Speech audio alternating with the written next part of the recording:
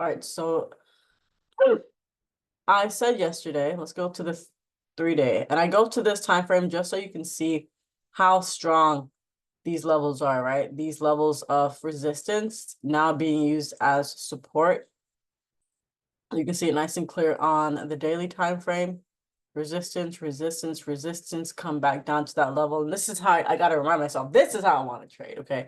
When all four things come together, you have the directional bias, you have the fib level, you have the supply and demand level on the higher time frame, you have the time confluence, and then you have the signal on the smaller time frame. All those things got to come together for me to trade.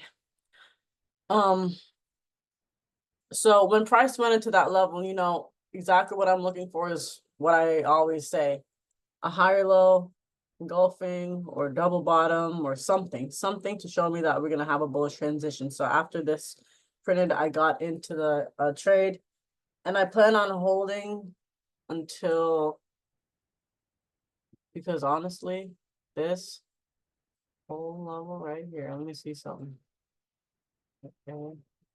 Okay, so it's just this leg was avenged by this, and then it also is point A, point B. So I am going to take it here, but I feel like you could also, yeah, I mean, either way, this previous weekly candle, and I mean, today is Friday, so I don't think that today is going to have this, like, any much more volume. It's probably just going to reverse or, but we'll see though. Because when you have a weekly candle close like this, you expect the following candle to be very strong. But we're already at the end of the week, so that's what I'm saying. But we'll see how price does what it does. Now for GJ, I got into this trade right here, right? Because I'm like, okay, thinking to myself, if I want to trade with all, again, it's 5 rules technically, because I was never actually saying, hey, supply and demand is actually a mandatory thing. I never said that was a thing that has to be met. But I realized that if I do that, I get way better entries. I get higher probability entries. I get higher quality setups, which is exactly what I want in the first place.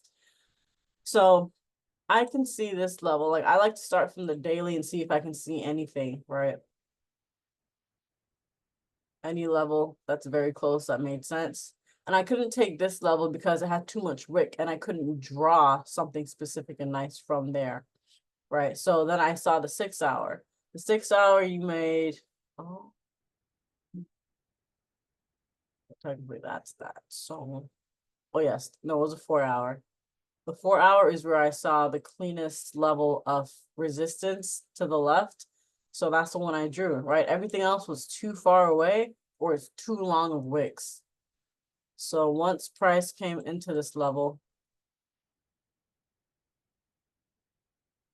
and then it showed me this second higher low, I was in the trade. And I exited when price came up here because I was like, well, I didn't take this trade from like a really solid level that you could see on the 12-hour or the daily time frame. So I'm gonna just be happy with my profits and take it out there. See, now I'm starting to take profits according to the overall setup liquidity level, which makes sense. So I like that. So that was my trade. Let's see. I still think that level is the one and only decent level for me to take buys from if price were to fall back down. Right? Like, I don't think I would take it before then. And then just continue bullish. But yeah, this is my plan for, I guess you could say, the following week, since today's Friday. Bulls on here and bulls on here. All right, and we have news. Oh, we already had news. Okay, never mind. Yeah, it already passed. All right, happy trading, y'all. Hope this week was good.